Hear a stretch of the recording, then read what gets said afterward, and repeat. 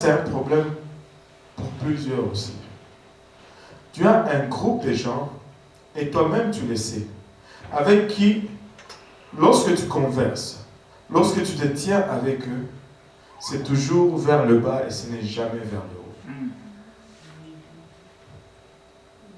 C'est toujours vers le bas et ce n'est jamais vers le haut. Et le comble, c'est que tu es toujours le premier à les appeler.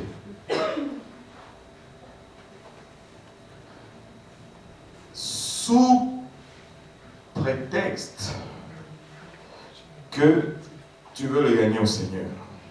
Au fait, c'est eux qui sont en train de te gagner au diable. Coupe. Quelqu'un d'autre va les évangéliser. T'inquiète pas. Travaille d'abord sur ton salut avec crainte et tremblement. Il y a de ces gens, oh, mais il doit être sauvé. Tous ces gens qu'il y a à sauver, c'est seulement lui. Waouh! C'est spirituel. Il doit être sauvé. Menteur.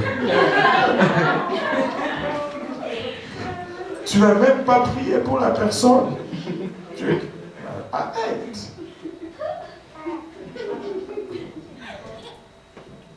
Tu veux juste satisfaire ses désirs. Mais satisfais-les dans les bonnes choses, dans une bonne relation, dans une relation saine. Amen. Amen. Alléluia.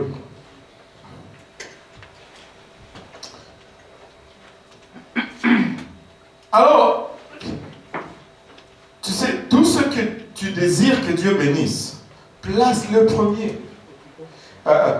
Recherche d'abord Dieu. Ne recherche pas d'abord des solutions à tes problèmes. Recherche d'abord Dieu. Mais en connaissant tout ça, qu'est-ce qui nous pousse à quitter le plan de Dieu pour suivre nos propres plans?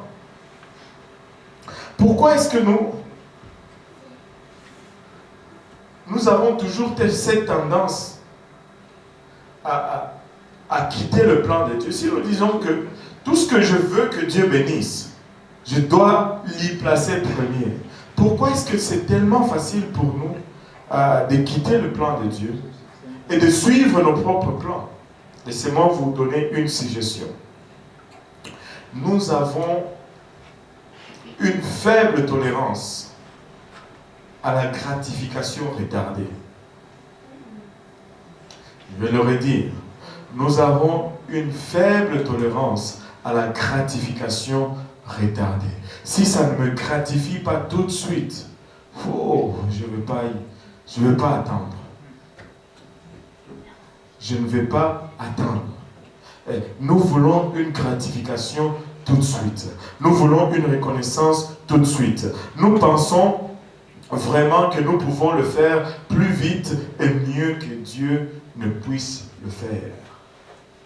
C'est pourquoi très souvent nous quittons le plan de Dieu et nous suivons notre propre plan. Et ça, c'est tout simplement l'orgueil humain.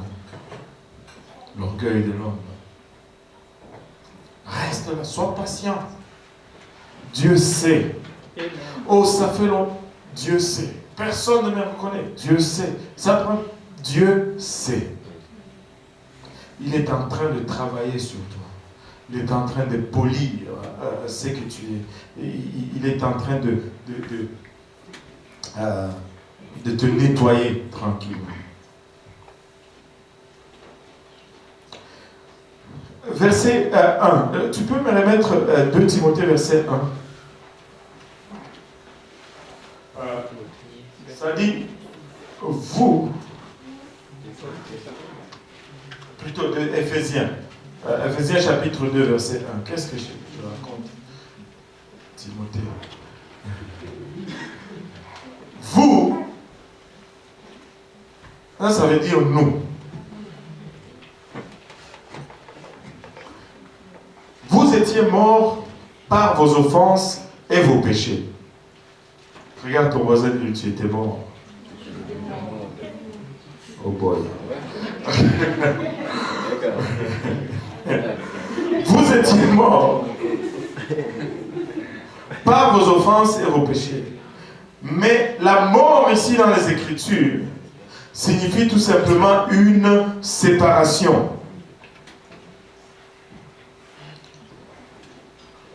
La mort signifie une séparation. Et dans les Écritures, dans ces versets, nous étions morts de la façon la plus profonde qu'il existe.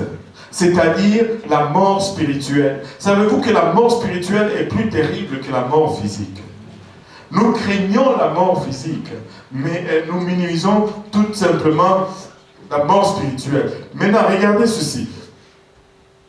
La mort signifie tout simplement la séparation. Et tout comme votre corps, séparé de l'esprit qui habite en lui, ne peut pas fonctionner.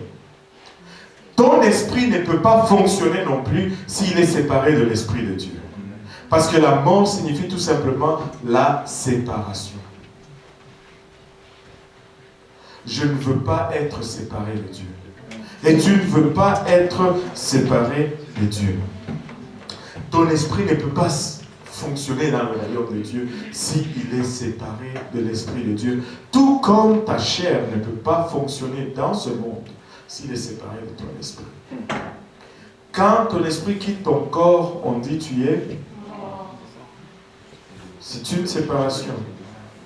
Nous marchions, nous faisions toutes sortes de choses, mais nous étions morts.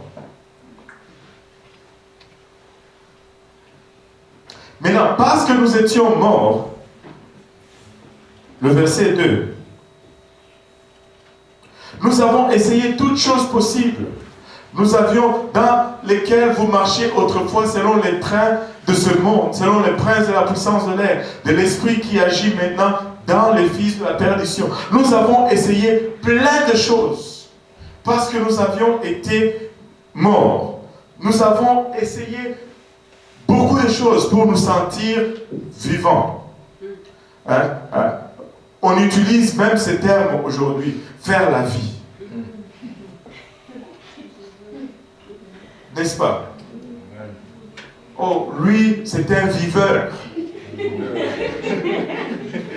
C'est-à-dire, il court les bars, les boîtes de nuit. Nous essayons toutes choses pour nous rendre vivants encore. Et nous en sommes pleinement conscients. Je me rappelle quand j'étais jeune, j'étais quand même, bon, on va dire quand j'étais moyen,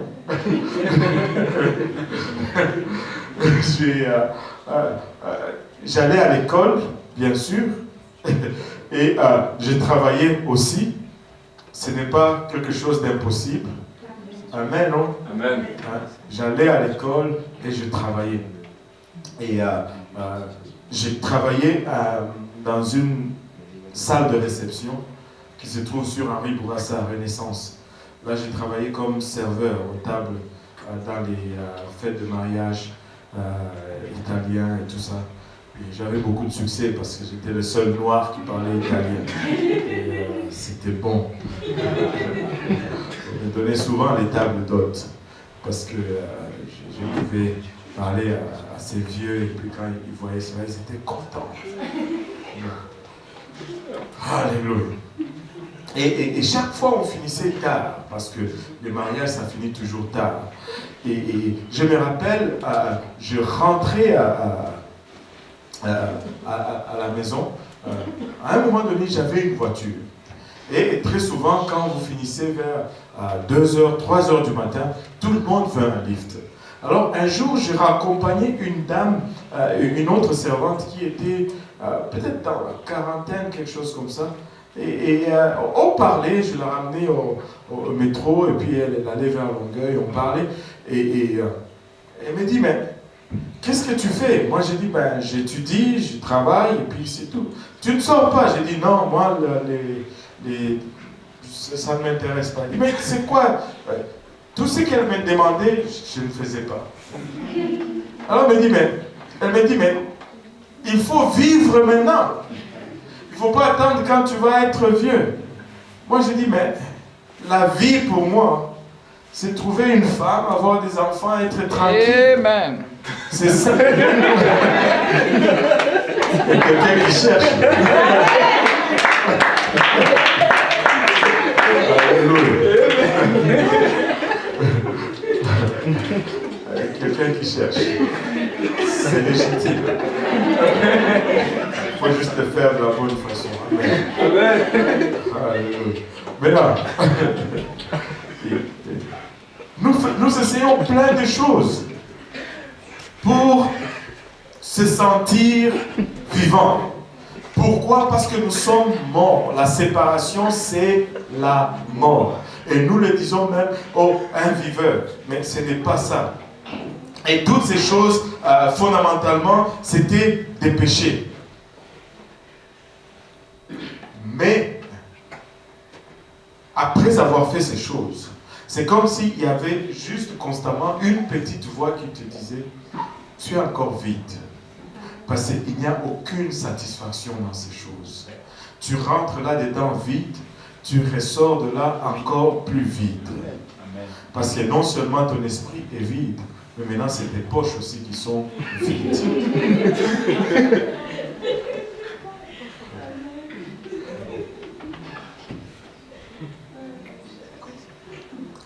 Selon, vous rappelez-vous de ce mot selon? C'était, sa racine c'était mince. Un accord. Comme la note de musique, une musique accordée. Un accord avec le train de ce monde. Nous étions en accord, nous étions en harmonie avec le train de ce monde. Nous étions tunés avec ce monde. Selon le prince de la puissance de l'air. Ça fait peur.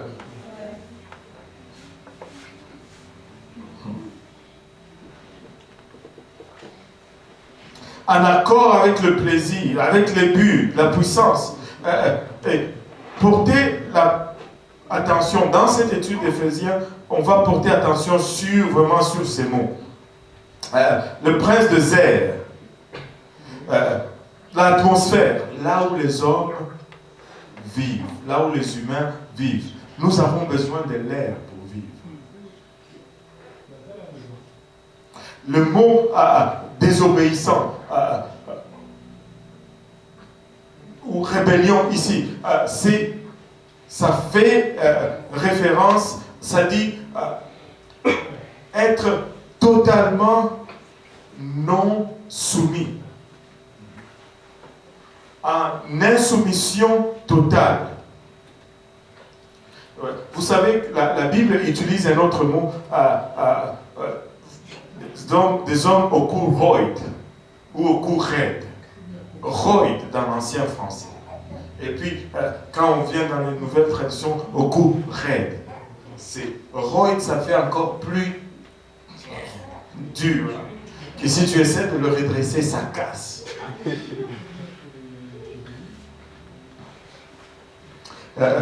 Regardez le verset 3. Donne-moi le verset 3. Nous tous aussi, nous étions de leur nombre, et nous vivions autrefois selon les convoitises de notre chair, accomplissant les volontés de la chair et de nos pensées, et nous étions par nature des enfants de colère.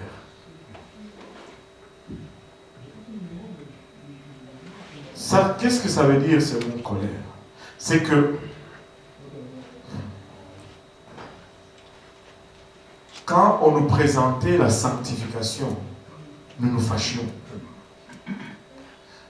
Tout ce qui était justice nous énervait.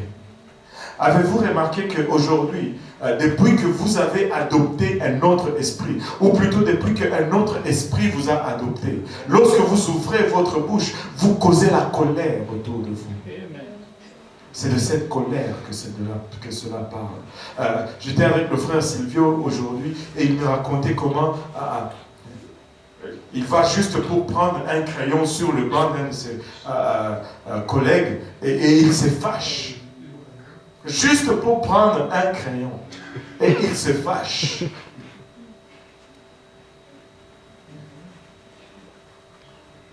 En train d'accomplir tout désir charnel.